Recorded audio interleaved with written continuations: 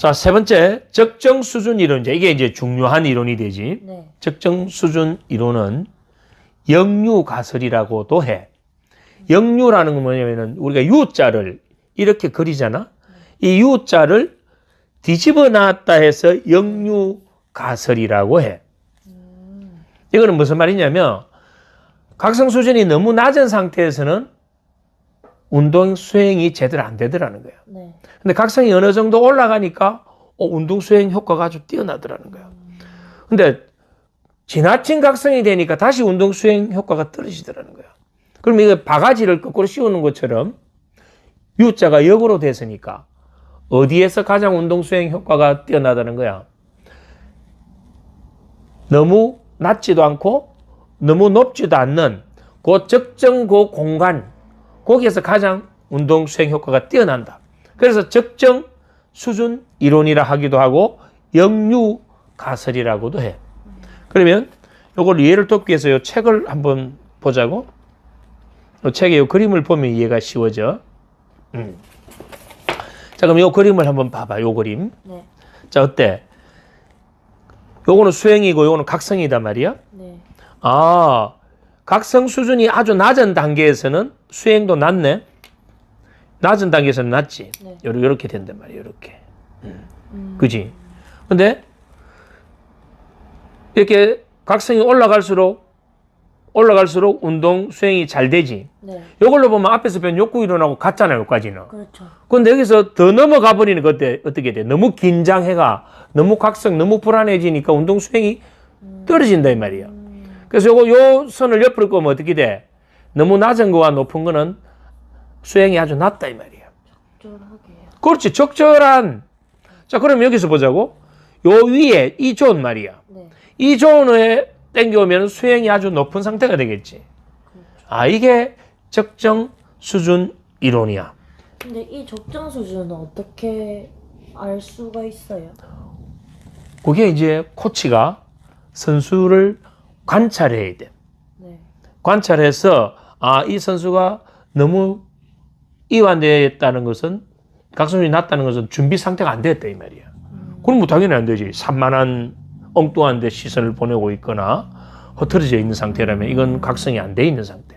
근데 딱 보니까 화장실을 들락날락하고 손에 땀이 나고 뭔가 눈빛에 거기 있고 뭔가 몸이 좀 경직된 게 보이고 또 실제로 어떤 수행 자체도 미스가 계속 나고 한다면 이건 뭐 각성이 높은 상태다 이 말이에요.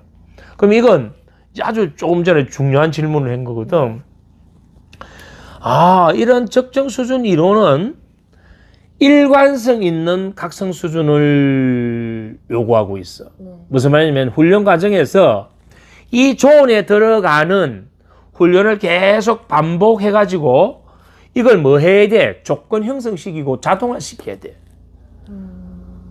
그러면 내가 실제 경기장에 가서는 내가 평소 훈련한 이 각성 상태에서 수행을 할 수 있는 상태를 만들어 놔야 돼. 어디에서? 훈련장에서. 만약에 이 존에서 벗어나는 너무 낮은 각성 수준이나 너무 높은 각성 수준에서 반복 훈련을 한다는 것은 최악의 결과를 얻게 된다. 특히 낮은 상태보다는 뭐가 문제가 될까? 높은 상태가 문제되거든. 그러면 이제 이 코치는 이 선수는 나중에 이제 뒤에서 배울 거야. 상태 불안과 특성 불안에 대해서. 네. 이 선수가 성격적 특성에 의해서 이 불안 수준이 높은 건지 네. 아니면 이 상황에 와서 이런 건지 그런 걸 분석해서 그럼 이 선수에게는 어떠한 훈련 방법을 통해서 각성 수준을 다운시켜 줘야 된단 말이야. 그걸 다운시켜 주지 않고 높은 각성 수준에서 야 똑바로 해 잘해 계속 이렇게 한다면 선수를 윽박지르는 거잖아. 그러면 내가 높은 각성 수준이 유지된 상태에서 반복 훈련을 한다는 것은 최악의 결과를 초래한다. 왜? 우리 뇌는 그 무엇이든 반복하면 그걸 전용 신경회로를 구축해가지고 그와 관련된 자동화를 시켜버린다고. 그럼 불안이 우리가 앞에서 공부할 때 뭐야? 불안이라는 건 학습한 거라 그랬잖아. 근데 실제로 훈련 과정에서 코칭이 잘못 들어가면 선수가 이 적정 수준에 맞는 각성을 못 만들어주면 선수는 뭐 돼? 불안을 학습한다 이 말이야. 그래서 이건 너무나 중요한 이론이야. 네.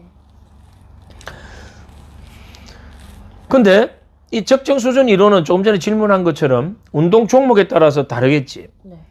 역도나 뭐 투포환 네. 이런 종목들은 적정 각성 수준이 아주 높게 형성이 될 거고, 네. 골프나 양궁, 사격 같은 경우는 낮춰야 되고, 또 고난인도 어떤 기술이나 복잡한 기술 같은 경우는 각성 수준을 낮춰야 되고, 단순한 어떤 기술들은 각성 수준을 높여야 된다.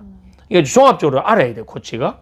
그다음에 선수의 숙련도에 따라서도 달라지겠지, 이 적정 수준이. 네. 만약에 숙련이 안 됐다면 네. 각성 수준을 뭐 해야 될까? 낮춰줘야지. 숙련이 됐다면 적절한 각성 수준을 올려줘야 돼. 거기에 따라 다 다르게 적용해야 된다. 그럼 선수의 성격에 따라서도 달라지겠네.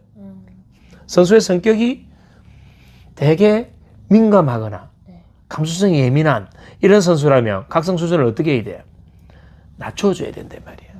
아주 둔감한 선수라면 약간 올려줘야 된다. 지금 하는 수업들이 되게 중요한 거야. 네. 동작의 난이도, 기술의 난이도와 마찬가지로 수준을 달리 해줘야 되겠지. 그런데 경기장 상황에 따라서도 이걸 낮춰줘야 되느냐 올려줘야 되느냐를 코치가 잘 판단해야 된다. 또한 선수의 성격이나 멘탈 상태에 따라서도 각성 수준을 다르게 적용시켜줘야 된다. 네. 자, 그러면 이걸 좀 더 이해 폭을 넓히기 위해서 각 종목과 기술에 따라서 어느 정도 각성 수준을 설정하는 것이 맞는가, 그걸 이제 하나씩 보자고. 자, 요 교재를 함께 보면서 하면 도움이 돼. 자, 아주 높은 극도의 각성 수준이 5야. 네. 5. 네. 어떤 것들이 있는가 한번 보자고. 네. 미식 축구에서 태클. 네. 아주 과격하게 들어가잖아. 이건 아주 극도의 각성 상태지. 네. 그다음에 단거리 달리기. 느슨하게 뛸 수 없잖아. 네. 최대한 각성을 끄집어 올려야 되지. 턱걸이도 마찬가지고, 그다음에 격투기, 그다음에 윗몸 일으키기, 팔굽히기도 마찬가지야. 이게 되게 힘든 거잖아. 네. 투포환, 역도. 이런 것은 최고로 높은 단계의 각성을 유지하는 것이 운동 수행에 도움이 된다. 다음, 5보다 조금 낮은 걸 4로 보자고. 네. 4로 본다면 중거리 달리기, 그 다음에 그 넓이뛰기랑 멀리뛰기라 그러지. 네. 멀리뛰기. 이런 종목들은 너무 5까지 올려버리면 네. 오히려 수행이 떨어질 수 있기 때문에 4 정도로 하는 게 맞다. 그러면 이제 중간 정도의 각성 상태를 유지해야 되는 어떤 종목들, 기술들이 있는가 보면 농구, 그 다음에 복싱, 유도, 체조. 그러면 그래서 유도에서 중간 정도로 하는데, 네. 내가 유도에서 정말 업어치기 한 판 딱 순간적으로 할 때도 그럼 중간 정도로 해야 되느냐, 이렇게 질문 오는 사람들이 있거든. 네. 그건 아니지. 그렇죠. 그러면 그 기술에 따라서도 우리는 다르게 적용시켜야 된다. 네. 근데 일반적으로 종목으로 분류했기 때문에 이렇게 나오는 거야. 네. 그러면 2는 중간보다 약간 낮은 단계로 가는 건 야구의 투구. 야구의 투구도 실제로 또 던질 때 그 순간에 어떤 부분들은 강도가 수준이 더 올라가야 되겠지만 그 전체적으로 전체적으로 가라앉아야 돼. 당연하지. 그래야 이걸 볼로 던져야 될지 네. 스트라이크를 해야 판단해야 될지 판단해야 되지. 그다음 펜싱도 이거 두뇌를 많이 써야 되는 종목이잖아. 맞아요. 테니스도 그렇고 다이빙도 그렇고, 또 이게 다이빙도 또 물어본다고. 도약할 때 그러면 그런 거 따지면 안 된다 이 말이야. 종목으로 보는 거야. 그렇죠. 그러면 가장 낮은 단계에 안정된 각성 상태를 만들어야 되는 종목이 어떤 게 있을까? 골프. 바로 골프의 퍼팅, 네. 그다음에 양궁, 그리고 농구의 자유투, 차분하게 가라앉힌 상태에서 해야 되거든.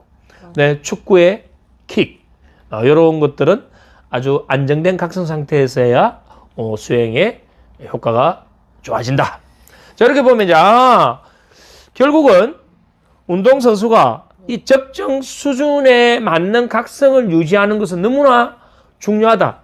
이걸 못 맞춘 상태에서 반복 훈련을 한다는 것은 최악의 결과를 초래한다.